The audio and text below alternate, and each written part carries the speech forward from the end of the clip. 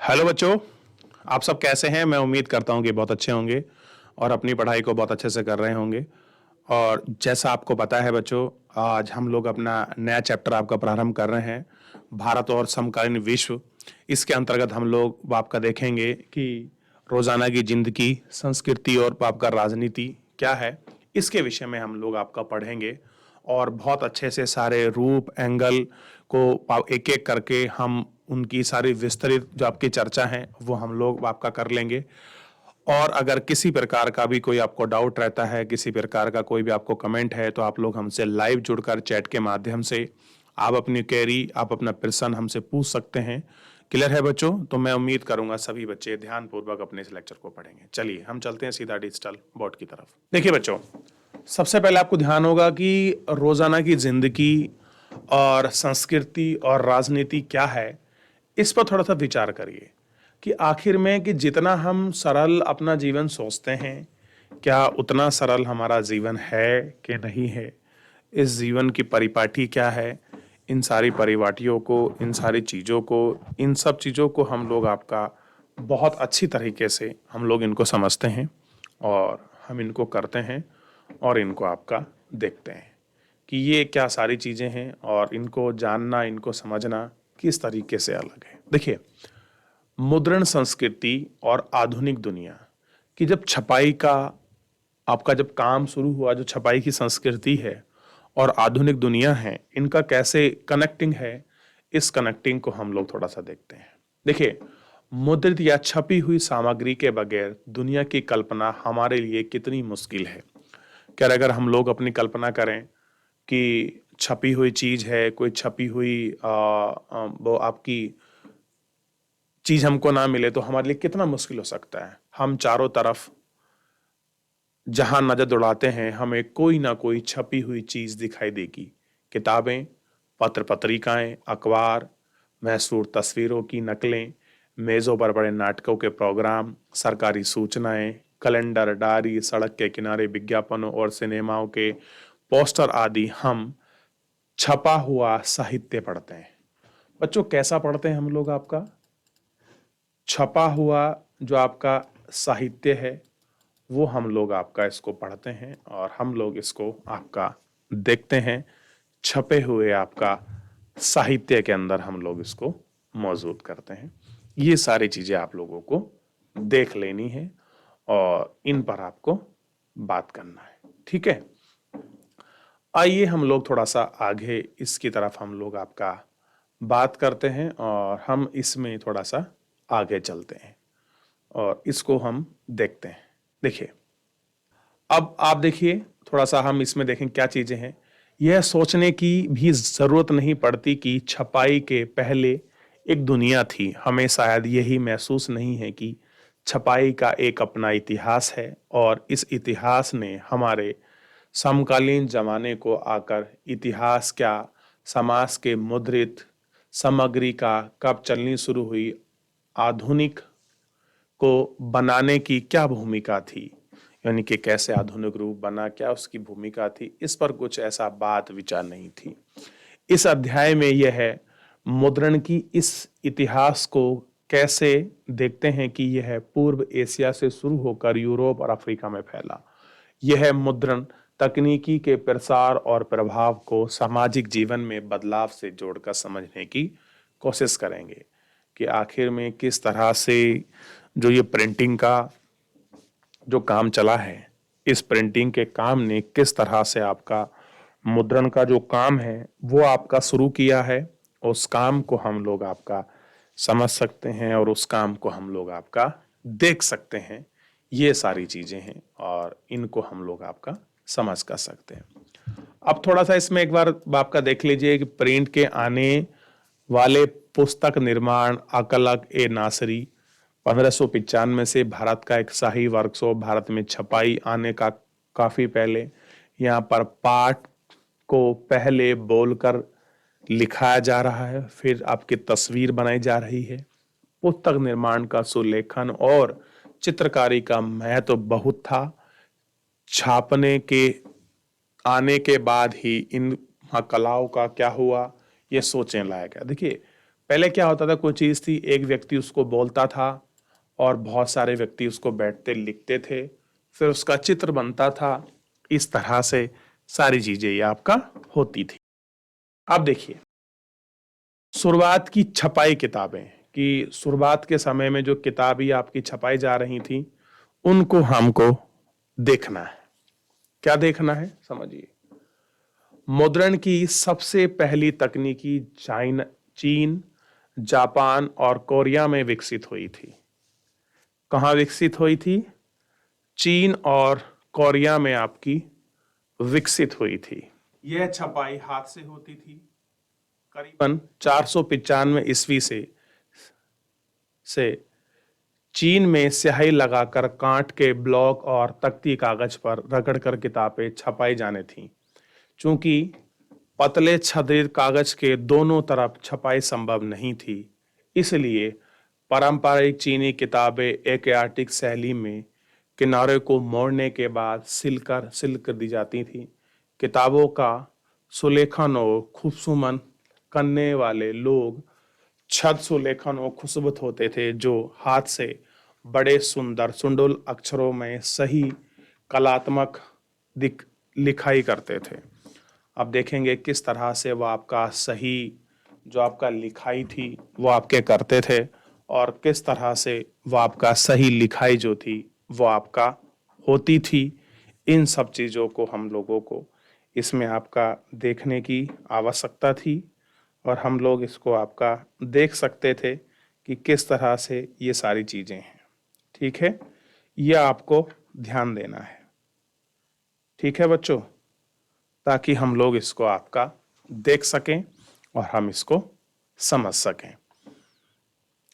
ठीक है, आइए हम इस पर आगे बढ़ते हैं। एक लंबे अरसे तक मौद्रिक सामग्री का सबसे बड़ा उत्पादक चीनी राजतंत्र था। सिविल सेवा परीक्षा से नियुक्त चीनी की नौकरीशाही की विशालकाय थी, तो चीनी राजतंत्र की परीक्षाओं के लिए बड़ी तादाद में किताबें छपवाता था। 16वीं सदी की परीक्षा देने वाले की तादाद बढ़ी, लिहाजा छपाई किताबों की मात्रा भी उसी अनुपात में बढ़ी। कह रहे कि जिस तरह से चाइना में आपके सिविल की जो परीक्षाएं होती थी, उन परीक्षाओं की तादाद के लिए जो आपके किताबें छपती थी, वो किताबें आपका निरंतर छप रही थी। उन छपाई को आपका देखने की इसमें आवश्यकता पड़ती थी। आप देखिए, 7वीं शताब्दी तक आते आते चीन ने शहरी संस्कृति के फैलने से छपाई के इस्तेमाल में भी विविधता आई। अब मुद्रित सामग्री के उपभोक्ता सिर्फ विद्वान और अधिकारी नहीं थे, व्यापारी अपने रोजमर्रा के कारोबार की जानकारी लेने में मुद्रित सामग्री का इस्तेमाल करने लगे थे। पढ़ना एक साधन भी बन गया। नए पाठक वर्ग को कल्पना, किस्से, कविताएं, आत्मकथाएं, शास्त्रीय साहित्य कृतियों के संलग्न और रूमी नाटक पसंद थे। अमीर महिलाओं ने भी पढ़ना शुरू कर दिया और कुछ ने स्वचलित काव्य और नाटक भी छापे। क्या कर दिया, अपनी मर्जी से कुछ नाटक छाप दिए, कुछ स्वचलित आपकी चीजें कर दी। इस तरह से इनका प्रचलन आपका होना प्रारंभ हो गया था। ठीक है, तो इसको थोड़ा सा हम लोगों को आपका देखना है और इस पर आपको हमको समझना है। पढ़ने की यह नई संस्कृति एक नई तकनीकी के साथ आई। 19वीं सदी के अंत में पश्चिमी शक्तियों द्वारा अपनी चौकियां स्थापित करने के साथ ही पश्चिमी मुद्रण तकनीकी और मशीन प्रेस का आयात हुआ। पश्चिमी शैली के स्कूलों की जरूरतों को पूरा करने वाला संघाई प्रिंटिंग संस्कृति का नया केंद्र बना। हाथ की छपाई की जगह अब धीरे धीरे मशीन या यांत्रिकी की छपाई होने लगी। अब क्या हो गया, ये आपकी छपाई हो गई है और यांत्रिकी जो आपकी चीजें हैं वो इस तरह से आपकी होने लग गई थी। ठीक, ये आपको देखना है। अब देखिए, जापान में मुद्रण। चीनी बौद्ध प्रचारक 1768 से 1770 की आसपास छपाई की तकनीक को लेकर जापान आए। जापान की सबसे पुरानी 868 में छपाई पुस्तक डायमंड सूत्र है। कह रहे अगर जापान की सबसे पुरानी पुस्तक को देखेंगे तो वो पुस्तक आपको मिलेगी बच्चों, कौन सी? ध्यान दीजिए, डायमंड सूत्र है, जिसमें पाठ के साथ साथ पाठ के खुद चित्र हैं। तस्वीरें अक्सर कपड़ों, ताश के पत्तों और कागजों के नोटों की बनाई जाती थी। मध्यकालीन जापान में कवि भी छपे थे और गद्यकार भी, और किताबें सस्ती और सुलभ थीं। किताबें कैसी थी आपका? सस्ती थी और आपकी सुलभ। ये आपको देखना होगा कि जो आपकी किताबें थी वो क्या थी? सस्ती थी और सुलभ थी। 18वीं सदी के अंत में त्योह के नाम से जाना गया और शहरी इलाकों की चित्रकारी में शालीन शहर संस्कृति का पता मिला। इससे हम चाय घर के मजाकों, कलाकारों और तैवों को देख सकते हैं। साथ ही मुद्रित तरह की सामग्री, महिलाओं की संगीत के साजो हिसाब की, चाय अनुष्ठान, फौजी शिष्टाचार, रसोई पर लिखी गई किताबें, पुस्तकालय एवं दुकानें अटी पड़ी हैं। क्या पड़ी हैं? जो दुकानें हैं वो आपका इसमें अटी पड़ी हैं। ठीक है, उनको हमने आपका इसमें आपका देखना है। अब थोड़ा सा ना बच्चों इसमें चित्र देखिए कि किस तरह से डायमंड सूत्र का एक पन्ना है, जो जापानीज जो भाषा है, उस जापानीज भाषा में आपका लिखा हुआ है। आप इसको समझ सकते हैं, आप इसको देख सकते हैं। ठीक है बच्चों, देखिए इसको थोड़ा सा बात कीजिए। अब देखिए एक ये रचना है और एक इस तरह से कुछ इमेज है। सुबह का नज़ारा है कि सुमन को वो 18वीं शताब्दी के अंत में किस तरह की चीजें हैं, आप इन इमेजों को आप अपना देख सकते हैं। अब देखिए, अब थोड़ा सा समझिए कि यूरोप में किस तरह से आपका जो प्रिंटिंग का दौर है वो आपका प्रारंभ हुआ। इस दौर को थोड़ा आप समझे। सदियों तक चीन ने रेशम और मसाले रेशम मार्ग से यूरोप आते थे, यानी कि चाहे आपका चाइना से आपका रेशम आ रहा हो, चाहे आपका मसाले आ रहे हो, ये सब आपके सिल्क रूट के माध्यम से यूरोप आते थे। और देखिए सिल्क रूट मैं आपको बता चुका हूँ। 11वीं शताब्दी में चीनी कागज भी उसी रास्ते से वहां पहुंचा, और कह रहे हैं कि इसी तरह से यूरोप से ही 11वीं चाइना से ही क्या करा, कागज आपका इसी रास्ते यूरोप पहुंच गया। कागज ने किताबों या मुंशियों द्वारा सावधानी पूर्वक लिखी गई पांडुलिपियों के उत्पादन को मुमकिन बनाया। फिर 1295 में मार्को पोलो नामक एक महान खोजी यात्री चीन से काफी साल तक खोज करने के बाद इटली वापस लौटा। जैसा कि आप ऊपर पढ़ा है कि चीन के पास वुड ब्लॉक यानी कि कांट की तख्ती छपी तकनीक पहले से मौजूद थी। मार्को पोलो को यह ज्ञान अपने साथ लेकर लौटा। फिर यहाँ का थी इताब वाली भी तख्ती की छपाई, वहाँ किताबें निकालने लगे और जल्दी ही तकनीकी बाकी यूरोप में फैल गई। अब देखिए मुद्रित वहाँ किताबों को सस्ती, अश्लील, मनोकामना वाले कुलीन वर्ग विद्युत संघों की किताबें छपी व विलासी संस्करण भी अभी बेशक कीमती वेलम यानी के चम्र पत्र पर छपते थे। व्यापारी और विश्वविद्यालय के विद्यार्थी सस्ती मुद्रित किताबें ही आपका खरीदते थे। किताबों की मांग बढ़ने के साथ साथ यूरोप भर में पुस्तक विक्रेता विभिन्न देशों में निर्यात करने लगे। अलग अलग जगहों पर पुस्तक मेले लगे। बढ़ती महंगाई की आपूर्ति के लिए हस्तलिखित पांडुलिपि के उत्पादन में भी नया तरीका सोचा गया। अब सिर्फ अमीर लोगों के यहाँ सुलेख या काबिलियत नहीं कर पा रहे थे, बल्कि पुस्तक विक्रेता अभी भी रोजगार देने लगे और आमतौर पर एक विक्रेता के यहाँ करीब 50 काबिलियत काम करते थे। लेकिन किताबों की अवधि बढ़ती मांग हस्त पांडुलिपि से पूरी तरह होने लगी थी। नकल उतारना बेहद खर्चीला, समय साधक और समय काम था। पांडुलिपि अक्सर नाजुक होती थी, उनके लाने ले जाने रख रखाव तमाम मुश्किलें थी, इसलिए उनका चलन गस्त समिति तो किताबों की बढ़ती मांग के चलते वुड ब्लॉक प्रिंटिंग, तख्ती की छपाई उत्तरक और लोकप्रिय थी।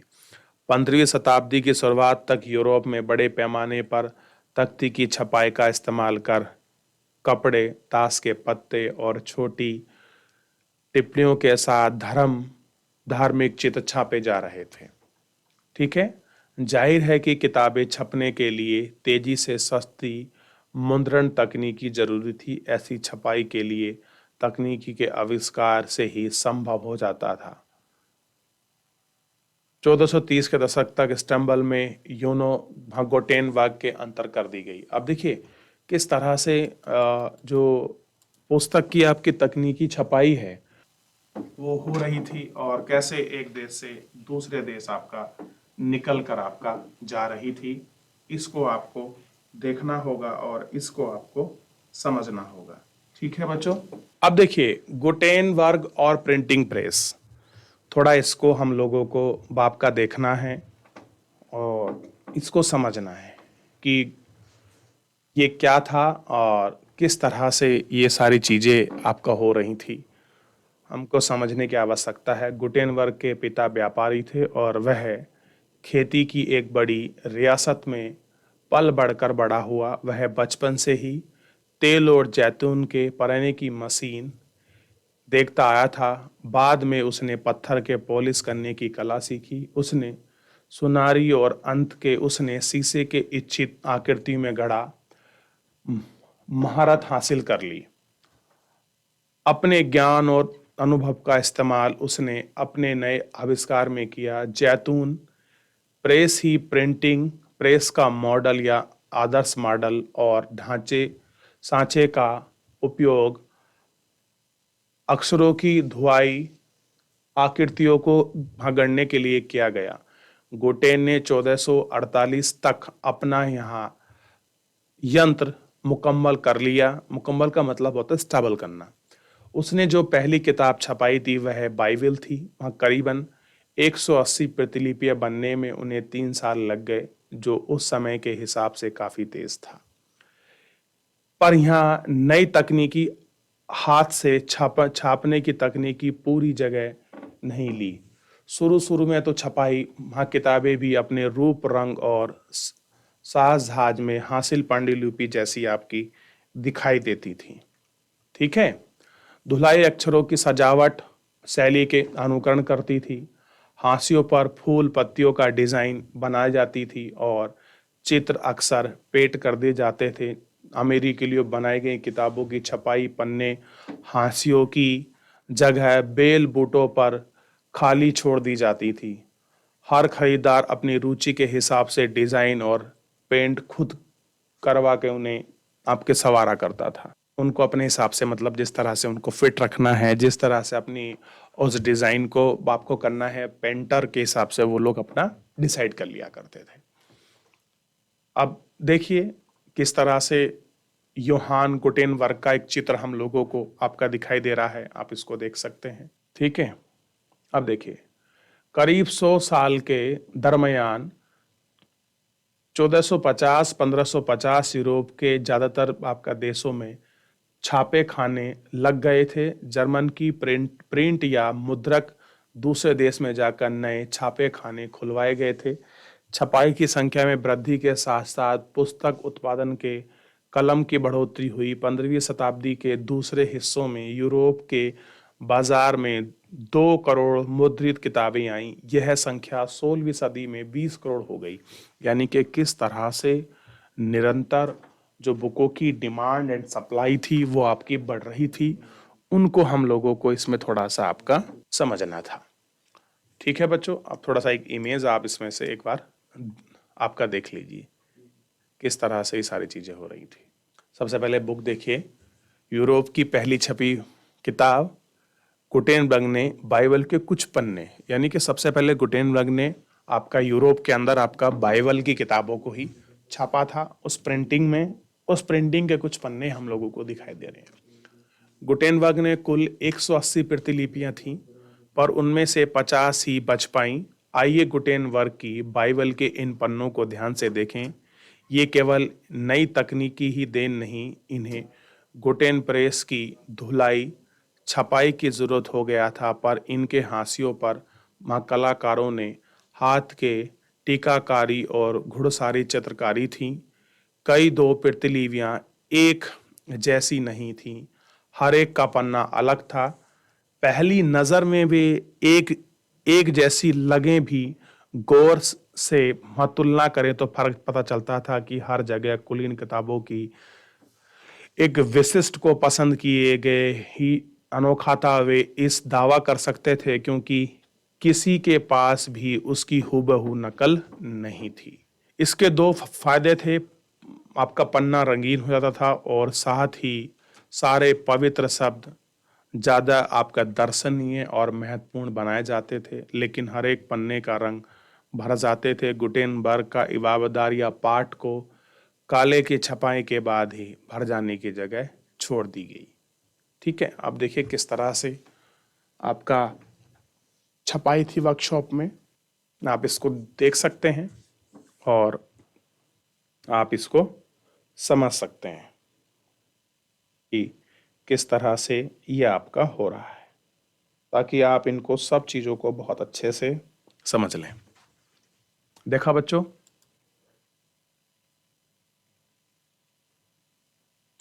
अब थोड़ा इसमें समझिए मुद्रण क्रांति और उसका असर, यानी कि प्रिंटिंग प्रेस ने क्या क्रांति ला दी और किस प्रकार से ये चीजें हुई, थोड़ा इसको समझना था। छापे खाने का आविष्कार महज तकनीकी दृष्टि से नाटकीय बदलाव की शुरुआत था। पुस्तक उत्पादन के नए सिरे ने लोगों की जिंदगी बदल दी और इस बदौलत सूचना और ज्ञान से संध्या और सत्ता से उसका रिश्ता बदल गया। इस लोक चेतावनी बदल दी और बदलाव चीजों को देखने का नजरिया। अब एक देखना है कि इसी में एक नया जो है नया पाठक वर्ग आया। इसको थोड़ा सा हम लोग आपका देखते हैं। छापे खाने के आने के बाद एक नया पाठक वर्ग पैदा हुआ। छपाई से किताबों की कीमतें गिरी। किताबों के हर प्रति के उत्पादन की वक्त और श्रम लगता था, वह कम हो गया और बड़ी तादाद में प्रतियां छापना आसान हो गया। बाजार किताबों से पट गई। पाठक वर्ग भी बृहत्तर हो गया, यानी कि किताबें नई नई आने लग गई, तो उनमें जो आपके श्रम लागत थी वह भी कम हो गई और बहुत ज़्यादा मात्रा में आपके तादाद में ये सारी प्रतिलिपियां आपके मिलने लगी थी। और इन प्रतिलिपियों के मिलने के वजह से ही क्या हुआ, एक बेहतर जो रूप है वो हमारे सामने इनका निकल कर आया और पढ़ने वालों की भी आपका जो संख्या है वो आपका बढ़ गई थी। किताब तक पहुंच आसान होने से पढ़ने की नई संस्कृति विकसित हुई। अभी तक आम लोग मौखिक संसार में जीते थे। वे धार्मिक किताबों का वाचन सुनते थे, गीता सुनते थे, उनको पढ़ते थे और किस्म भी उसके बोलकर आपका पढ़ते थे। ज्ञान का मौखिक लेन देन ही होता था। लोग बाग समूह में दास्तान सुनाते थे, कोई आयोजन देखता था। आप 8वें अध्याय में देखेंगे कि तन्हाई या खामोशी से बढ़ने का थे। छपाई क्रांति के पहले किताबें न केवल महंगाई थी, बल्कि अब उन्हें पर्याप्त मात्रा में छापना भी आसान था। अब किताबें समाज के व्यापक तबकों तक पहुंच सकती थी। अगर पहले की जनता श्रोता थी तो कह सकते हैं कि अब पाठक जन का अस्तित्व आ रहा था। यानी कि पहले लोग अपनी किताबों को, जो आपके श्रोता थे, जो उनको धार्मिक पुस्तकों के बारे में बताते थे, जो उनका महत्व उनको समझाते थे, लेकिन अब ऐसी जनता थी जो क्या कर रही थी, अब ये जनता वो थी जो आपका चीजों को सुन रही थी। क्या कर रही थी? आपका चीजों को सुन रही थी और आपका समझ रही थी। ठीक है, आगे देखिए। लेकिन यह संक्रमण सरल नहीं था। किता किताबें सिर्फ साक्षर ही पढ़ सकते थे और यूरोप के अधिकांश देश में 20वीं शताब्दी तक साक्षरता की दर सीमित थी। प्रशंसकों के लिए सवाल था कि लोगों में छपी किताबों के दिलचस्प कैसे जगाएं। इसके लिए उन्हें मुद्रित कृति का व्यापक पहुंच का ध्यान करना था। जो उन्हें नहीं पढ़ाते थे वे उन्हें बोलकर सुनकर लुत्फ उठाते थे। इसलिए मुद्रकों को लोकगीत लोक कथाएं छपनी शुरू कर दी और ऐसी किताबें आमतौर पर खूब सजी यानी कि चित्रित थीं। फिर इन्हें सामाजिक ग्रामीण सभाओं में या शहरी सभागारों में सुनाई जाती थी। अभी चीजें छप गई हैं तो कहाँ सुनाई जा रही थी? आपके जो अन्य आपके सभागार थे उनमें आपका सुनाई जा रही थी। इस तरह मौखिक संस्कृति ने दाखिल हुए और छपी सामग्री मौखिक अंदाज में प्रसारित हुई। मौखिक और मुद्रित संस्कृति के बीच एक विभाजित रेखा खड़ी हो गई। श्रोता और पाठक एक ही वर्ग में घुलने मिलने लगे। कैसे हो गया कि जो श्रोता हैं और जो पाठक हैं वो सब क्या हो गए? एक ही वर्ग में आकर आपका घुल मिल गए। ठीक है, ये थोड़ा सा आपको देख लेना है और इस पर आपको विचार करना है कि क्या चीजें किस प्रकार से हो रही हैं और कैसे हैं। अब थोड़ा सा एक बार हम पीछे इस पे आप देख सकते हैं कि किस तरह से ये पूरा दौर और इतिहास आपका रहा है और क्या इसमें इन चीज़ों को आपका ट्रैवल किया है। इन चीज़ों ने आप इसको देख सकते हैं और आप इसको समझ सकते हैं। ठीक है, इस तरह से हुई है, आप इसको देखिए। चलिए आगे बढ़ते हैं थोड़ा सा और आगे सोचते हैं कि क्या चीजें हैं, किस तरह से चीजें हो रही हैं। देखिए, धार्मिक विवाद और प्रिंट का डर कि देखिए अब जितनी भी चीजें होती हैं, सबसे पहले हम जो भी काम करते हैं हमें ये कोशिश रहती है कि किसी भी स्थिति में किसी चीज में धार्मिक जो आहत है वो नहीं होना चाहिए। हमें उनका डर आपका जो है सदैव लगा रहता है और वो डर जो है हमें आपका सदैव बना रहता है। छापे खाने से विचार के व्यापक प्रचार प्रसार और बहस बहसियों के द्वार खुले। स्थापित सत्ताओं के विचार से असहमति होने वाले लोगों ने भी अपना विचारों को छाप कर उन्हें फैला सके। छापे हुए संदेश के जरिए वे लोगों को अलग ढंग से सोचने के लिए मना सकते थे या कोई कार्रवाई के प्रति कर सकते थे। जाहिर है कि इस बात का जीवन के कई क्षेत्रों में गंभीर महत्व है। और कैसे हैं उनके? बहुत सारे आपके गंभीर महत्व है। हर कोई मुद्रित किताबों को लेकर खुश नहीं था। उन्हें इसका स्वागत भी किया।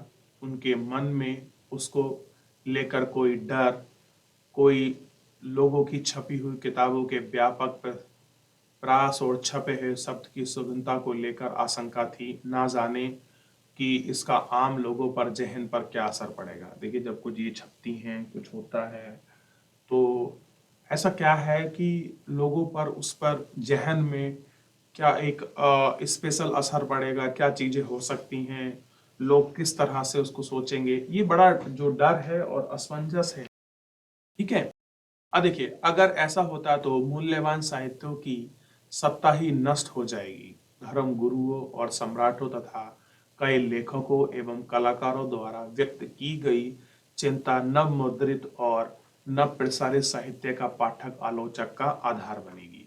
और क्या होगा कि जो नया इनका पाठक है, इन सब का क्या आलोचक जो है वो आपका आधार इसमें बनेगी। आइए देखते हैं कि जीवन के एक क्षेत्र धर्म में क्या असर हुआ। क्या कह रहे हैं कह रहे कि जो इनका जीवन क्षेत्र है उस जीवन क्षेत्र में एक असर में क्या धर्म हुआ ये इसको, और इस पे थोड़ा सा हम आपका बात करेंगे कि धार्मिक सुधार लुटन मार्टिन ने रोमन कैथोलिक चर्च की कुरीतियों की आलोचना करते हुए अपनी पिछवाने स्थापना लिखी। इसकी एक प्रति ब्रिटेन वर्ग के गिरजाघर के दरवाजे पर टांगी गई। इसमें लुटन मार्टिन ने चर्चाओं के शास्त्रार्थ के लिए चुनौती दी। जल्द ही लूथर का लेख बड़ी तादाद में छपे और छपने लगा। इसके नतीजे में चर्चा विभाजन हुई और प्रोटेस्टेंट धर्म सुधार की शुरुआत हुई। कुछ ही सप्ताहों में न्यू मैसेट ने लूमेथर और जुर्माने का अनुवाद की। 5000 प्रति बिक गई और अगले 3 महीने के अंदर दूसरा संस्करण निकाला गया।